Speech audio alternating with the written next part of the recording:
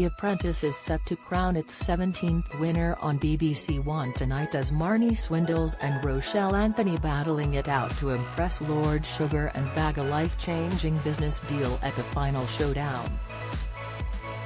Winning the series has proved life-changing for many of the show's previous stars, who have gone on to huge success and fortune under the tycoon's wing. However, the reality series has not avoided its fair share of tragedy over the nearly 2 decades it has been on air. Many viewers will remember fan favorite Stuart Baggs, who sadly lost his life in 2015 in heartbreaking circumstances. With his infection's mix of determination, awkward mishaps and incredible one-liners, Stuart "The Brand" Baggs went down in Apprentice history as one of the most memorable candidates ever. We take a look back at Stuart's heartbreaking story and other dark moments from the BBC Business show. Stuart Baggs. Stuart shot to fame on the 2010 series of The Apprentice, and became a sensation from his very first introduction. His special collection of one-liners, "Not forgetting everything I touch" turns to "Sold and im Stuart Baggs, the brand," continue to be quoted by devoted fans. At the age of 21, Stuart was the youngest contestant to ever appear on the show, and made it all the way to the semi-final of the series that was eventually won by investment banker Stella English. After the show, Stuart went back to his home on the Isle of Man where he ran a telecommunications company.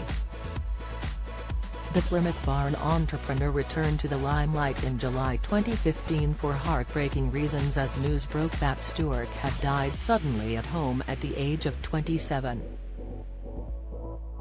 Police later revealed that Stuart had suffered a fatal asthma attack. Inspector Ian McMillan said at the time, "From the reaction we have encountered during our inquiries, it is clear that this is a tragic and premature loss of such a hardworking and visionary young man.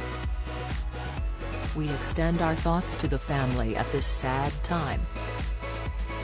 Leading the tributes pouring in for the reality TV favorite, Lord Sugar tweeted, "Terrible news, Stuart Baggs has died. My sincere condolences to his family and friends. R.I.P. one of the standout characters of The Apprentice." Lord Sugar in court after winning the 6th series of the show in 2010, Stella English beamed as she shook hands with Lord Sugar to seal her new £100,000 role. However, relations between the two soon soured, with Stella going on to describe herself as the tycoon's overpaid lackey. Stella quit Lord Sugar's company after just a year and later tried to sue him for alleged constructive dismissal. Stella lost the case and Lord Sugar sued her for £35,000 legal costs, which a judge ruled she wouldn't have to pay. Speaking after the case, a relieved Stella said that after once thinking nothing of splashing £200 on a bottle of champagne, she'd been left with just £90 in the bank. Stella also said her 2-year marriage fell apart under the strain of the court case and she'd struggled to find employment since. "I'm being treated like a criminal. I can't work, I've been called awful things, my marriage has broken down. I'm on my knees," she said in an interview with the Sunday People in 2013. Stella went on to land a TV role as the host of Crowdbox, a crowdfunding television channel. Allegations of racism. Lottie Lyon made it through to the semi-finals in 2019, but became known as much for her off-screen escapades as her dramatics in the boardroom during her time on the show. The librarian wound up blacklisted from spin-off series You're Fired as allegations swirled. She'd made remarks about fellow candidate Lubna Farhan in the contestants' WhatsApp group. Lottie denied there was any racist intention behind her words. Addressing the controversy, Lottie said the BBC had left her high and dry after portraying her in a horrendous way on the BBC show. However, the broadcaster insisted that Lottie had been offered the available aftercare services despite not being asked back for the reunion. The well-being of the candidates that take part in The Apprentice is of paramount importance, and the production team has a thorough and robust duty of care protocol in place, which includes an experienced network of support for candidates before, during and after filming, a BBC spokesperson said in a statement at the time.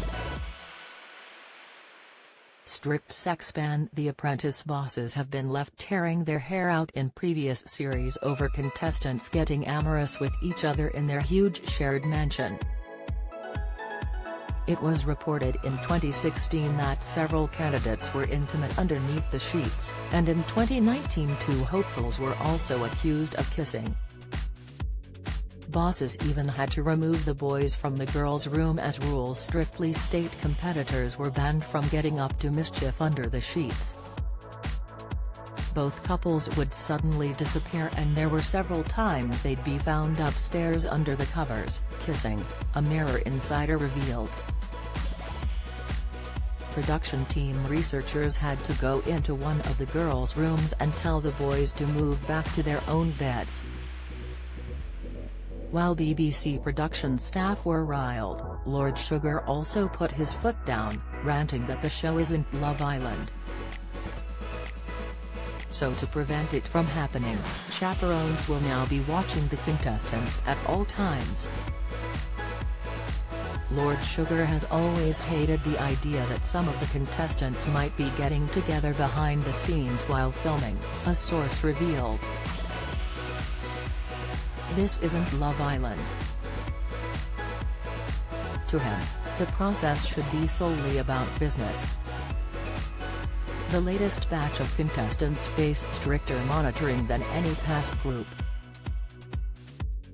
Staff have been tasked with ensuring contestants keep their eyes on the prize and not on each other.